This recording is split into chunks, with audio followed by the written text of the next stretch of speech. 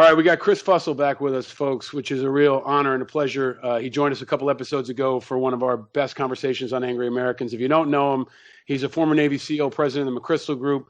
He's also the co-author of Team of Teams, New Rules for Engagement in a Complex World. He really broke it down for us about how to operate in chaos. And when we talked, Chris, it was about a month ago. It was when coronavirus was just starting to hit. You were the last in-person interview I did. You look healthier than ever, but I want you to just kind of rip through what's going on in the world from a strategic perspective, but then also from a tactical perspective. So the first question I've got for you is, this is, in my view, a war now. It is a global war, and the battlefronts have now gone from Seattle to New York nationwide. You are a battlefield commander. You led forces that were operating around the world. Can you break down how you see the battlefield right now? Yeah, it's a great question. Yeah, that was my last trip out of DC, by the way, as well. We caught it right on the edge there. I think one of the immediate things that jumps out right now is that the similarities between the war that you and I were involved with against Al Qaeda and what's happening now. It's the same dynamics, right? We learned how to fight a network threat in Al Qaeda. We didn't know it was that, and so we moved too slowly out of the gates, both in special operations, in general purpose forces, etc. And it took us, I mean, you were there, it took us almost 2 years to realize this is not the same type of fight that we've encountered in the past. And it can move globally at a network speed. It's interconnected, it communicates online, et cetera, et cetera. And so we had to radically transform the way that we did business. And I'm worried right now that we're not seeing it from that level, right? We don't have a global conversation, definitely a national conversation going on that says, this is a network spread. We need to create a strategic view at the top and distribute as many authorities down to the ground, to those frontline fighters in hospital systems and mayors, first responders, et cetera, so that they can connect, they can identify a common view of this problem, and then we up here can help facilitate the exchange of resources and information. If you try to centrally control this, which is exactly what we did out of the gates trying to fight Al Qaeda, you will lose. That you just cannot humanly move quick enough in a traditional model against a network threat. But they're not even centrally controlled, right? There's no control. It's not distributed control. It's not centralized control. There doesn't seem to be a clear goal from the president. There doesn't seem to be a strategic plan or a national plan for how to fight this. I want to get to that in a second, but can you also analyze the threat? You're a student of history. You're a military historian. Can you give us a sense of how big of a threat this is to America, to our national security, and in whatever way you can, frame it up? Like, I think this could be the world war of our time, in terms of casualties, in terms of impact on the economy. But how do you see it, Chris? Yeah, no, I agree. Like yourself, the offline conversations that I've been having with folks, from economists to political leaders, et cetera, it's a harrowing reality. I mean, we could be looking at a generational change economically. The knock-on effects of this, we like to talk second, third order effects from our military backgrounds. This has 17th order effects, right? We have no way to forecast the long-term implications of this, from international trade to geopolitics, our relationship with big players like China, for example, that even when they're tenuous, there's a stability there based on economic interest, exchange of students, all the things that go into making diplomatic models work. Many of those are going to fall apart as a result of this in the near term, but then potentially in the long term. So I think this is going to be the most critical pivot point in both of our lives. And I say that comparing it to 2001, which put folks like us suddenly onto the battlefield, right? This is going to have much broader implications for multiple generations. And my hope is we learn from it quickly, and we adjust the way that we run organizations, the way that countries interact with each other, et cetera. But there is no going back from this, in my opinion. Mm. So since we talked on Angry Americans a couple of weeks ago, thankfully your voice has been out in front. You've been doing media. You wrote an op-ed in the New York Times with General McChrystal. You've been teaching, you've been advising, and you wrote a piece in the Atlantic as well. And you basically said to me, can you get this to Cuomo? Can you get this to leaders? And I've been trying to get it to everyone I can. You, I hope, will be advising governors and mayors and the president even. What would be your advice right now now to Governor Cuomo or to any other governor who is now the lead element in fighting this decentralized threat? Well, I would advise other governors, and I know they're doing this, look at Cuomo, look at the leadership that Newsom's demonstrating in California, and emulate what of that you can, right? Cuomo has done a brilliant job of getting in front of people and speaking from a fact-based position. Don't just get up there and chat. Get up there and say what you know, say what you believe you're going to need, and here's how we're intending to get there. He's done a great job there. A layer underneath is where I think this fight is going to be fought. And I say that based on our own experience. One of the positions we've been trying to present is in a network threat, you have to find those first and second layer leaders up from the ground, like we did with frontline junior officers, and then the one step up field grade, mid-grade officers that oversaw multiple of those components. Our leadership allowed those leaders to connect in this distributed network fashion to exchange information in real time. So the argument we're making is those new frontline leaders, those are hospitals and those are mayors.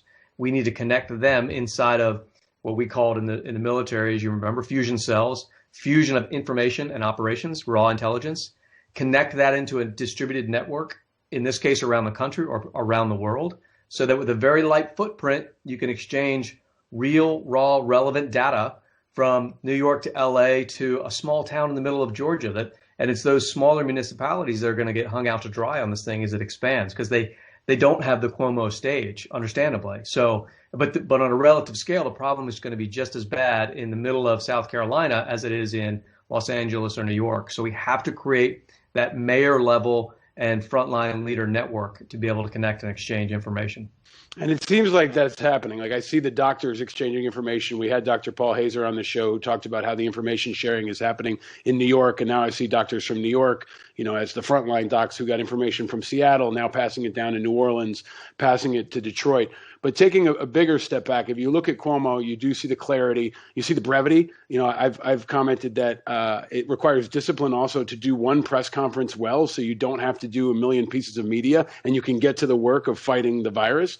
But in contrast, we've got the president where he's doing long, rambling press conferences that don't seem to have clear objectives, aren't really a unified force. Can you evaluate the president's performance and the Secretary of Defense, and maybe even address the opportunity here? We're finally starting to see what the Defense Department can do if brought online. But in my view, they were brought online late and they fumbled. Now they have some internal squabbling going on. But first, evaluate the commander in chief in whatever way you can, or advise on how you would advise him to handle this situation, especially around the communications part, and then the Secretary of Defense and the Pentagon. Yeah, I sort of bundle those both up into what I have seen from great leaders historically, some that I've observed like a Cuomo, or some that I've been fortunate to work for like Stan McChrystal. In this complex of a fight, you have to play against your natural intuition. And I've seen leaders do that throughout history, which is I'm normally in charge of this state or this huge military unit or the Department of Defense, et cetera. When you're facing something like this, you have the ability to take and hold the stage for as long as you want. People will give you that reverence and just listen to you, right? That doesn't mean it's always the best thing to do, right? You can use that platform to create an environment where people will come to join into a conversation. And then what I saw McChrystal doing for us, we were globally distributed, operating for 24/7 for years on end. He would come together with us for an hour to hour and a half a day, and he would talk for maybe 7 minutes of that, because he was there as a conduit. He was connecting people that were close to the ground to be able to exchange information. And then he would react and keep it on the rails, and then ensure that injected into that discussion was the right strategic level data. Where are we seeing Al-Qaeda grow as a threat, and how do we assess that to be accurate? Then we, down a layer lower or beyond that, could maneuver ourselves to address that new opportunity or threat. The same thing should be happening here. Don't try to pull up and into the top of the hierarchy. Use that platform to push as much as you can possibly down into the ranks. That's where you get ahead of a network threat. And, it's good to see DoD entering the conversation. You and I both know the power that brings to bear in personnel, resources, capability, ability to send information around the military is unrivaled around the world and throughout history. We just need to start leveraging it for all of its capacity, which we should have been doing, in my opinion, for quite a while now.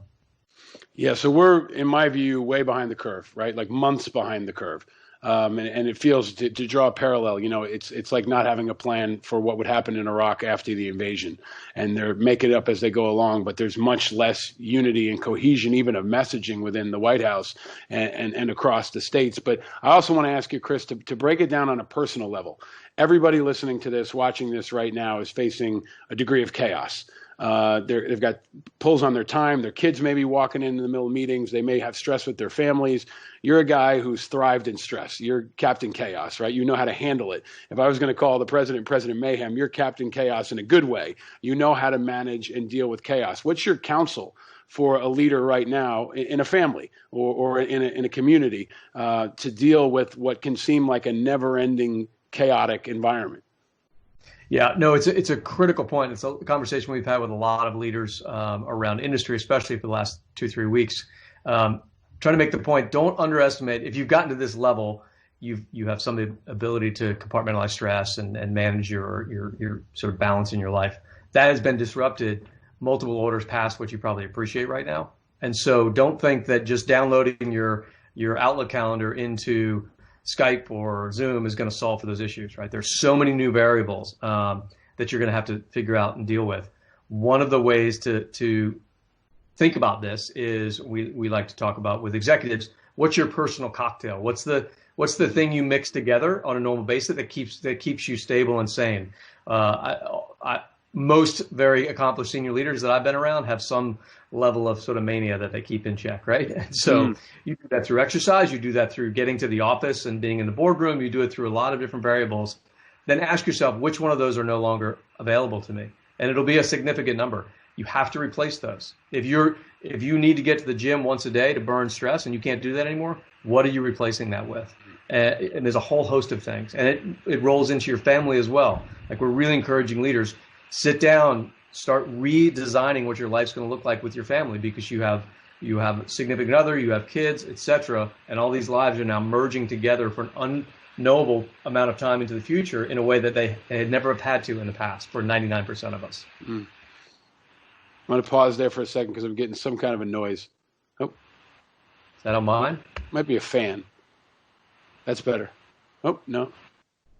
That's better. Yep. That's good. It was only during that part. Whatever you stopped, it sounds good now.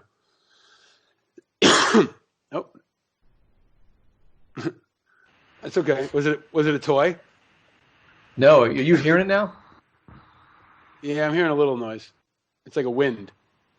Yeah, I hear it. I hear it when I mute. I don't hear it now. You know what it could be? Sometimes it's can you hear me now? Sometimes it's the fan on your computer. Oh. If your computer gets hot. Yeah, that's exactly. It's okay. We can figure it out just as long as we know what it is.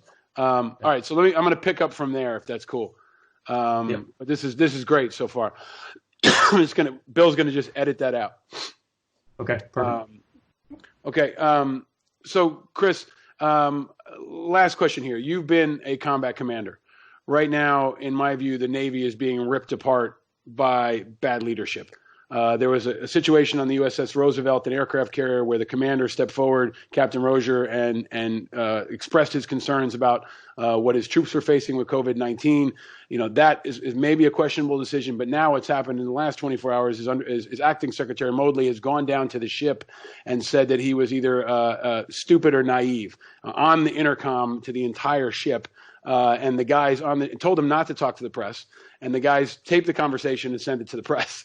So can you talk about the role of leaders like that, the political leadership right now, and just what, as much as you're comfortable, that situation, but also what we need to see from leaders at this time of such peril? Yeah, it's a tough one. I mean, I know as much about the facts of the case as any other civilian. What it did look like was understandably a frustrating series of events that led to that, wanting to move things faster from Captain Crozier's perspective, not getting there. The release and the leak into the media led to his firing. That will play itself out as to whether that was handled correctly. It's the follow-up to these things. It's always, in this case in particular, just leading these sort of series of tragedies, right? And especially in today's fast-moving, hypersensitive environment, you have to look for ways to get ahead and mitigate, and have everyone is locked in this thing right now trying to figure it out. And so what might have been an appropriate reaction 5 months ago can now be seen as a hyper overreaction, or what's the interpretation going to be on this side amongst today's population when we talk about it. And then, going and talking to the sailors like that. Again, in normal times, who would pay attention? No one understands what an aircraft carrier is in normal times. That's going to get national attention. It's going to get released out. So you have to think through these things at an entirely different sort of, even back to the network discussion, a different lens, because it's going to go from point A to B to F to well into the zeitgeist out there faster than you can keep up with. So anytime you're communicating at that level around an unforeseen event like this, think through what's the fallout going to be. These are not normal times, and it's not happening there yet. And it worries me that it's not going to happen if there's other things along these lines in the national conversation. I'm going to take one alibi. What are you telling your kids right now? What are you telling your family? They look to you as a leader, but for other folks that have a smaller sphere of influence, they're not the Secretary of the Navy, they're not running a battleship. What's your message to your kids right now? Yeah, no, it's a great question. We had a discussion we did with some leaders from around the world. Stan McChrystal and I did last week, and one of the questions that came up was, "Hey, I'm an academic. I've got students in the high school realm that are. What should I be telling them? My kids are even younger than that. Middle school and elementary school, close to your kids' age." And my response was, "Have you ever met an old Brit from the London bombings, or did you have a grandparent that was a child of the Great Depression? Who's going to be fine in all this? Our kids. And they're going to be better for it. They're the grittiest humans on the planet, right? They will figure out and adapt much faster than we will. And I actually know we will come out of this stronger as a society. That might take 10 or 15 years. It's going to be a blink of an eye to my 9-year-old and 11-year-old. They're going to be better leaders and better adults because of this. And they are the ones that will come out the strongest. And you can already see it. What I'm telling them is this is your first before and after moment. And you have a conversation about, what does that mean, Dad? Well, it means you're going to remember your life before this and after it. And for the rest of your life, you're going to talk about the times before this occurred and afterwards. I've had 3 of those now in my life. I've had 9/11. We had the fallout in 2008 economically, and now we've had this. This is your first one, and you'll be better for it. Awesome advice, man. Thank you so much for joining us on what is the inaugural installment of the Dispatches. I hope you'll join us again soon, man. Thanks for all you're doing for the community and for the country. We appreciate your voice so much and all your leadership, man. Stay frosty. Thanks, Paul. I appreciate you leaning in to figuring out how we're going to keep these conversations going in these times. So thanks for all you do. Right on. Thank you, my friend. Cheers.